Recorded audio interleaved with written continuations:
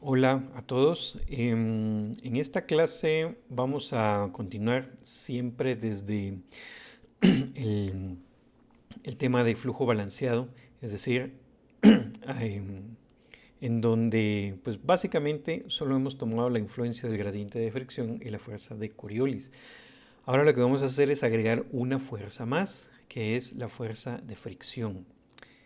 Entonces, acá nosotros hemos considerado que la aproximación del flujo geostrófico es válida siempre que el flujo esté lejos de superficies que introduzcan efectos de frontera.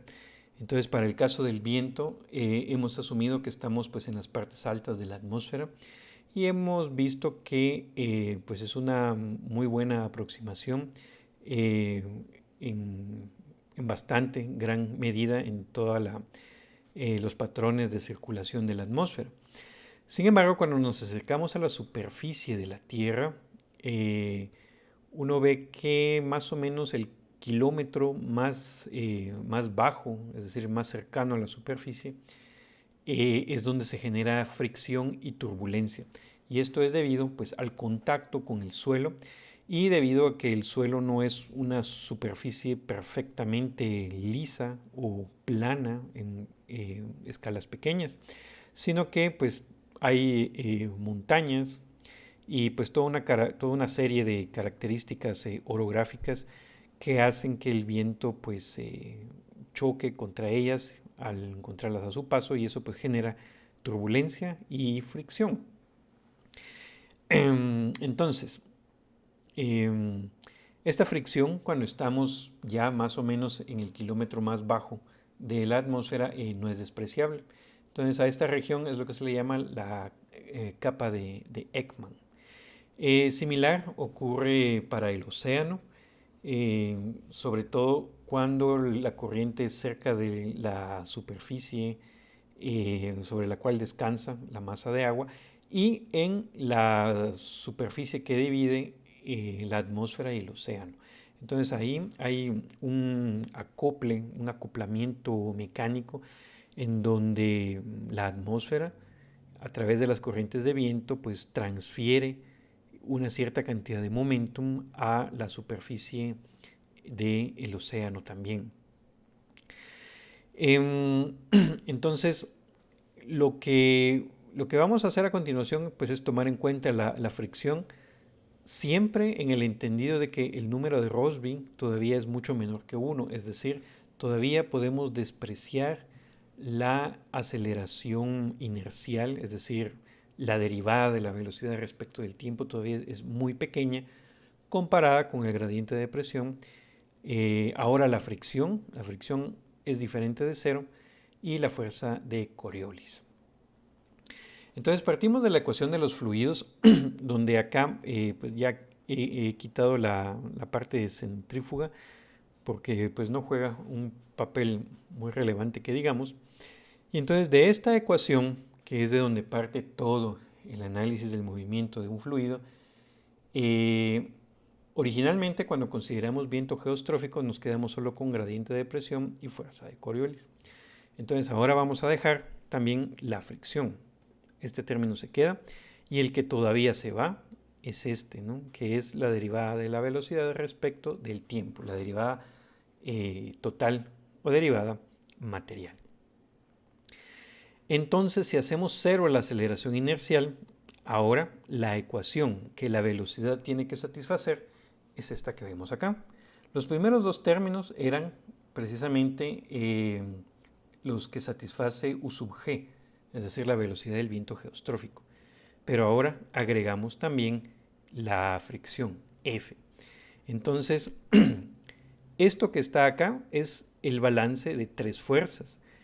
En el caso del viento geostrófico, pues era relativamente sencillo porque únicamente sabíamos que U va a apuntar en tal dirección que el vector Coriolis tiene que ser exactamente opuesto al vector del gradiente de presión. Entonces, pero ahora la suma de estos dos tiene que ser la fricción. Entonces, ¿cómo interpretamos la suma vectorial de estas tres fuerzas? Bueno, Entonces para esto nos ayuda este diagrama que pues, está en el libro de texto.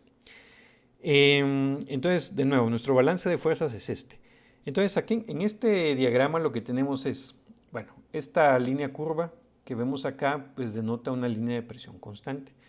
Entonces la presión es alta, digamos que acá en la región de abajo, y es baja en la región de arriba. Entonces lo que se dibuja acá no es exactamente el gradiente de presión, sino menos el gradiente de presión, es decir, el negativo de este término, ¿verdad? 1 sobre ρ por gradiente de P. Y esto digamos que físicamente es ventajoso porque nosotros sabemos que la fuerza apunta en esta dirección, ¿verdad? El gradiente siempre apunta de menos a más, de menos presión a más presión, pero la fuerza en realidad va de más a menos, de alta presión a menor presión. Entonces por eso introducimos este signo menos acá para que esta primera flecha represente hacia dónde la presión empuja la masa de aire. Luego, la fricción, ¿cómo la colocamos? Bueno, la fricción va a ser tal que se opone al movimiento. Es decir, va a ir exactamente 180 grados opuesta a la velocidad u. Entonces aquí la velocidad u la estamos representando como esta flecha y la fuerza de fricción pues va exactamente en la dirección opuesta. Entonces noten que si no hubiera fricción, nosotros simplemente diríamos que la fuerza de Coriolis tendría que ir en la dirección de la línea punteada, de tal manera que ésta se cancela con el gradiente de presión. Pero como ahora es el balance de tres fuerzas, sería presión, fricción y Coriolis acá. Entonces una manera de verla es que sumamos fricción y Coriolis para que nos dé la línea punteada, y esta línea punteada debería ser exactamente igual al gradiente de presión. Y entonces ahí estaríamos balanceando la suma de las tres fuerzas, no es una suma vectorial.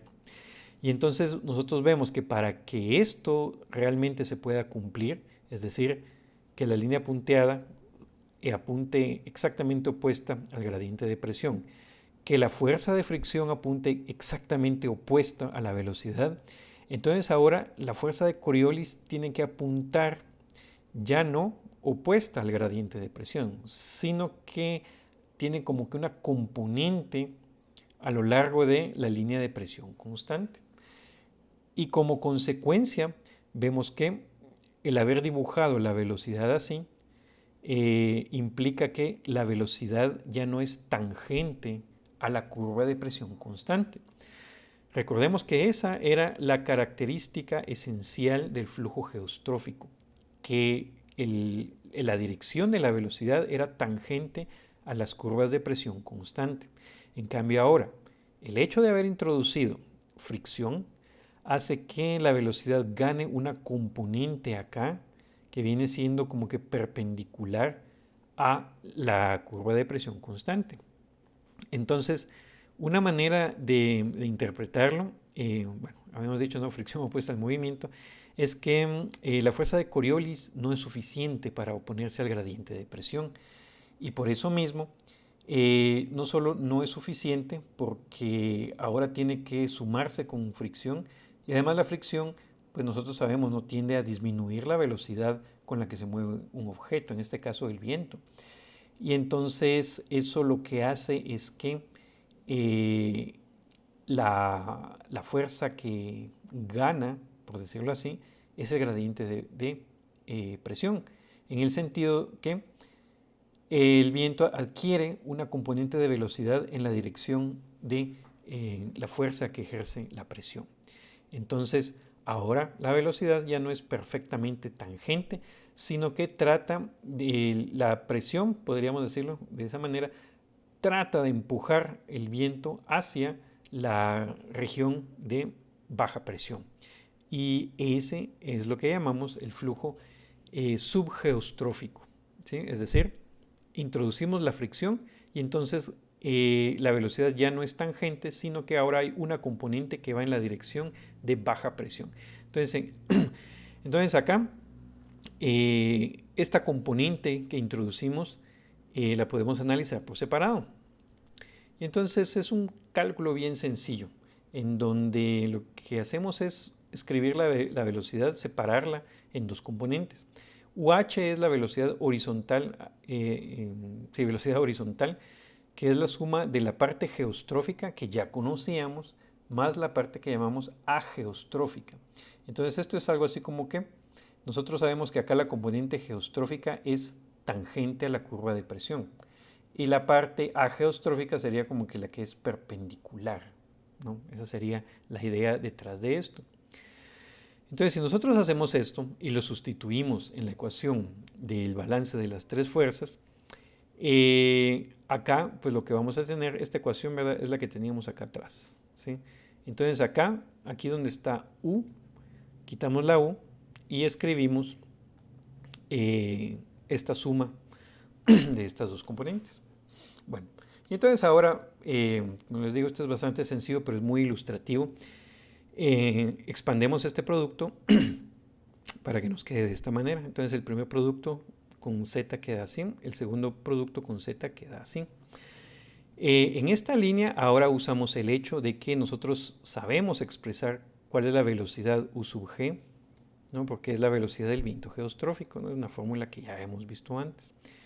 Entonces sustituimos U sub G acá, en esta nuestra ecuación, y entonces este término queda acá pues un triple producto cruz, el cual pues es bien sencillo realizar y nos damos cuenta que al final ese triple producto cruz lo único que hace es poner un signo menos enfrente de este gradiente que está acá.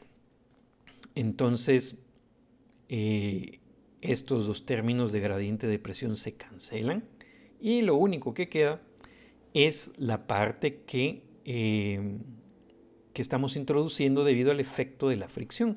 Y precisamente esa componente ageostrófica de la velocidad se relaciona directamente con la fuerza de fricción. Básicamente es proporcional a la fuerza de fricción y al factor de Coriolis.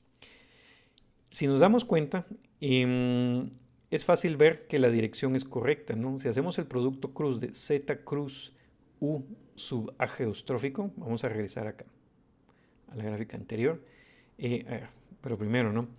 Aplicando la regla de la mano derecha, entonces acá lo que tendríamos que poner es el dedo pulgar en la dirección de F, ¿no? Es decir, acá, el dedo pulgar en la dirección de F, y como era Z cruz velocidad, entonces los dedos apuntan primero como que saliendo de la pantalla, ¿no? Y se cierran en la dirección de la velocidad. Y entonces vemos precisamente que la dirección de la velocidad es hacia la dirección del gradiente de presión. No es que sea exactamente en la dirección, ¿verdad? Porque lo que nos dice acá este producto cruz es que sería perpendicular tanto al eje Z como a la fuerza de fricción, ¿verdad? Y entonces esa sería la dirección en la que apunta la componente ageostrófica, que es debida precisamente a la velocidad que tenemos acá. Entonces, para terminar, quiero que veamos cómo se manifiesta eso en la circulación de la Tierra. Entonces vamos a ir de nuevo a este sitio, ¿no? que es muy genial. Entonces vamos a poner así. Entonces estas son las condiciones climáticas para el momento o las horas en que estoy grabando esto. Y vamos a poner esto en presión, mean sea level pressure, ¿no? Presión media al nivel del mar. Y entonces tenemos la escala de colores. Entonces acá la altura nos dice superficie. Entonces si estamos en la superficie, estamos precisamente en la capa de Ekman, es decir, en la parte más baja de la atmósfera, en donde el flujo ageostrófico, según hemos discutido, tiene validez. Entonces si nosotros nos acercamos a ver la circulación, entonces vamos a aprovechar que justamente ahorita está el huracán Delta pasando por el Golfo de México. Entonces ese es más o menos el flujo que podemos apreciar. Y lo que vemos es que, si nos acercamos un poco más, un poco menos, bueno, Acá claramente se ve un contorno de presión, ¿verdad? Que es más o menos donde cambia de color amarillo a púrpura, ¿no? Donde cambia de color de amarillo a púrpura sería como por aquí, que corresponde como una presión de 1006 hectopascales. Y lo que vemos es precisamente que las líneas de flujo, lo que en inglés se le llamaría el streamline, no es tangente a ese círculo, ¿no? En donde se ve el cambio de presión, sino que hay una componente de la velocidad hacia el centro que es la región de baja presión. Si nosotros nos ubicamos acá, podemos ver que la presión en el centro es 996 hectopascales, mientras que en este borde pues es 1005, y si nos vamos más afuera es un poquito más, 1010 hectopascales. Entonces, no, las variaciones de presión no son muy grandes, pero son lo suficiente para ocasionar este tipo de estructuras. Y entonces, si nos acercamos un poco más, ¿verdad? Vemos que existe esa componente de velocidad que hace que esto no sea perfectamente tangente, sino que haya una velocidad que haga que esto tenga una trayectoria como espiral hacia el centro de la tormenta o del huracán. Ahora, ¿qué pasa si nos vamos un poco más arriba? Por ejemplo, si nos vamos a una presión de 850 hectopascales. Entonces, 850 eran aproximadamente 1500 metros sobre el nivel del mar. Aquí estaríamos afuera de ese primer kilómetro, el kilómetro más bajo de la superficie. Y acá lo que vemos es que las trayectorias, me voy a salir un poco, las trayectorias sí cumplen con ser casi tangentes, ¿no? Casi tangentes, pues porque esto no es un círculo perfecto, ¿no?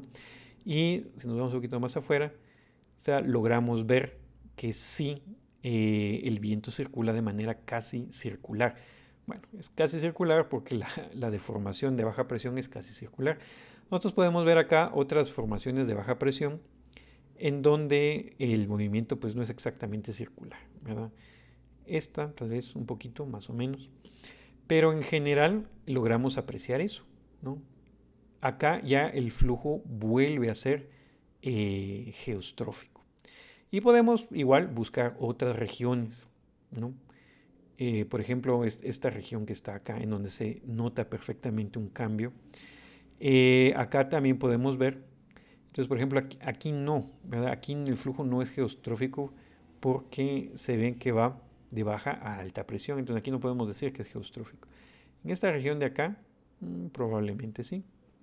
Si nos vamos otra vez a la superficie, acá entonces no solo vemos que la velocidad es menor, o sea que las corrientes son más pequeñas, y por ejemplo acá, esta es una región de alta presión, bueno, la circulación va en otra dirección. Y entonces acá lo que sucede también cuando el flujo es subgeostrófico es que hay una componente de la velocidad que apunta hacia la dirección de baja presión, o sea aquí es al revés. Aquí el viento va como del centro en espiral hacia afuera. Entonces veamos si conseguimos una otra región de alta presión. Vamos a ver por acá. Acá vemos que casi no hay circulación, ¿no? Estamos muy abajo en la atmósfera. Alguna otra región de alta presión podría ser esta. Entonces acá, pues vean que el gradiente de presión es muy leve, entonces no hay un flujo muy fuerte de viento. Acá hay una región de baja presión, entonces acá la presión es 969 hectopascales y vemos otra vez esa componente del viento que trata de empujarlo a la región de baja presión, ¿no? Y ese pues es precisamente el efecto del flujo ageostrófico. Si nos vamos un poquito más arriba, entonces vemos que acá ya vuelve a ser tangente otra vez. Entonces en esta región sí vemos que el flujo es geostrófico. Acá perfectamente vemos que el flujo es tangente a esta región. Pero por ejemplo acá no es del todo tangente. Entonces vemos que esta aproximación pues evidentemente falla en algunas circunstancias. Sobre todo cuando el número de Rossby no es muy pequeño. Y bueno, ya que estamos acá, por ejemplo, podemos ver la famosa corriente de chorro, más o menos acá. Esto es más o menos como a 10 kilómetros de altura, pues es esta corriente que como que ondula alrededor del Polo Norte, que es la famosa corriente, ¿no? Que se ve como a una latitud de 30 grados en la parte alta de la atmósfera.